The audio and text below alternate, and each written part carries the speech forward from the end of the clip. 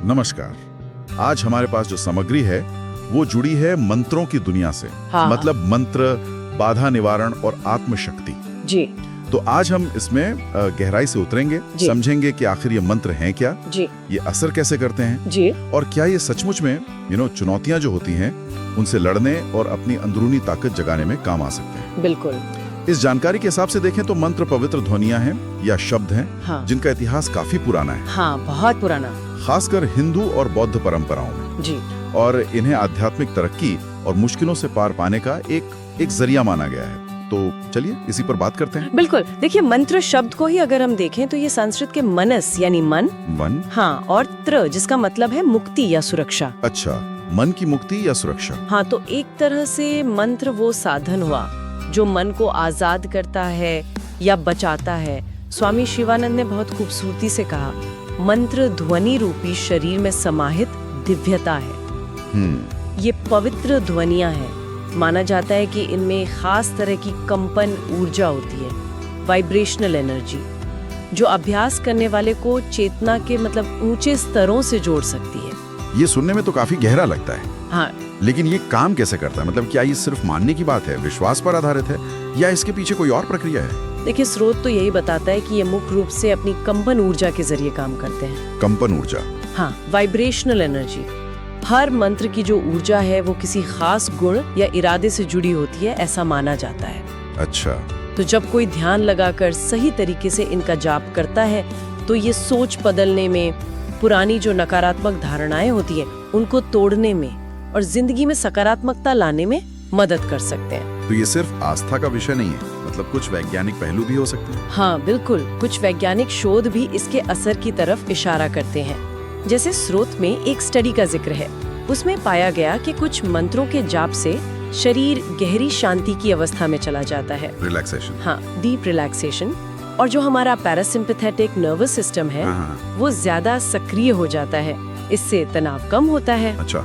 और दिल्ली के एम्स में भी एक स्टडी हुई थी। एम्स में? जी हाँ, अखिल भारतीय आयुर्विज्ञान संस्थान। राइट। वहाँ एक अध्ययन हुआ महामृत्युंजय मंत्र पर, और उसमें पाया गया कि जाप करने वाले प्रतिभागियों में तनाव का स्तर काफी कम हुआ। सच में? हाँ, और एंटीऑक्सीडेंट गतिविधि भी बढ़ी। अरे वाह, एंटीऑक्सीडेंट्स भी? जी। तो ये दिखाता है कि कैसे ये प्राचीन पद्धतियाँ शायद शरीर और मन दोनों पर असर डाल सकती हैं। अच्छा, तो मतलब ये हुआ कि मंत्र एक ही तरह के नहीं होते होंगे। स्रोत में इनके अलग अलग प्रकारों का भी जिक्र है क्या? हाँ हाँ, कई तरह के हैं स्रोत में। जैसे बीज मंत्रों का जिक्र है। बीज मंत्र? हाँ, वो क्या होते हैं? ये छोटे होते हैं, एकल अक्षर वाले, जैसे ओम।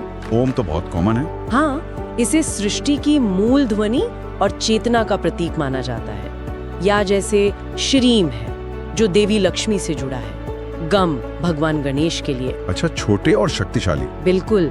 फिर वैदिक मंत्र हैं जो वेदों से लिए गए हैं, जैसे गायत्री मंत्र बहुत प्रसिद्ध है। हाँ, गायत्री मंत्र। फिर तांत्रिक मंत्र भी होते हैं, जैसे महाकाली मंत्र और शाबर मंत्र भी हैं। शाबर मंत्र, ये कौन से हैं? ये लोक परंपराओं से ज्यादा जुड़े होते हैं, जैसे हनुमान चालीसा के कुछ हिस्से या और भी कई हैं। तो हर प्रकार का अपना एक विशिष्ट उद्देश्य और प्रयोग है।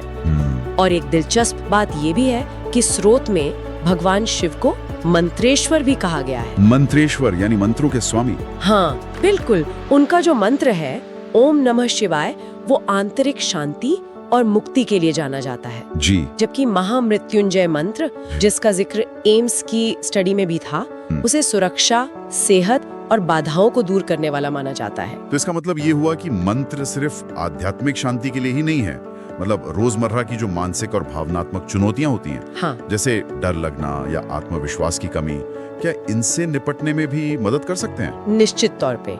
स्रोत तो यही बताता है। देखिए, जैसे डॉक्टर एमा सैपला का हवाला दिया गया है कि ये मानसिकता बदल सकते हैं। अच्छा।